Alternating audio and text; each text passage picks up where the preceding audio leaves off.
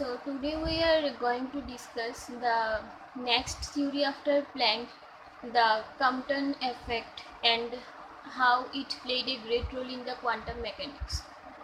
So in the previous lectures, we read about classical theory of radiation, its failure, and the success of Planck's theory. So in the introduction video, I have already told you that after the successful invention of Planck's theory, the second was the experiment done by Sir H. Compton, and how he showed that this Compton effect played a great role in quantum mechanics. So before discussing the experiment and the theories related to Compton theory, we need to know the photoelectric effect, because the equations of the equations given by Sir Einstein in the photoelectric effect are used in a vast way in the Compton experiment. So what is photoelectric effect? When electromagnetic radiations of sufficiently high frequencies, such as ultraviolet or X-ray, fall on some metal surfaces, electrons are emitted from the metal surface. This phenomenon is known as photoelectric effect. What it means is that when some huge frequencies of electromagnetic radiations are striked on a metal surface, such as ultraviolet or X-ray, or from that metal surface there is some emission of electrons.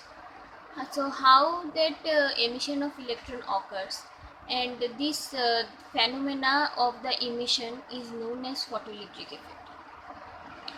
So from the photoelectric effect, some equations have been derived which are called Einstein's photoelectric equation.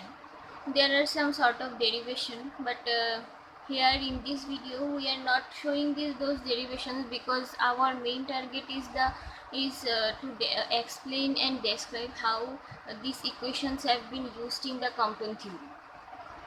So Einstein's photoelectric equation says that h nu is equals to h nu naught plus half m v max square, where h nu is the energy of these radiations before striking, and h nu naught is the energy after striking. So h nu is equals to h nu naught plus half m v max square. So you know this one is the kinetic energy. Now the relativistic property of a particle moving with a velocity comparable with velocity of light. This is m is equals to m naught by root over 1 minus v square by c square, where m is the mass and v is the velocity of the particle and c is the velocity of light. After that, the mass energy equivalency is E is equal to mc square. This formula is very common. You already know the use of this formula. It is used in various problems while solving them, and how this can be used in Compton theory, we will see that later. So the next one is energy momentum relation, which is E square is equals to P square C square plus m naught square C to the power 4.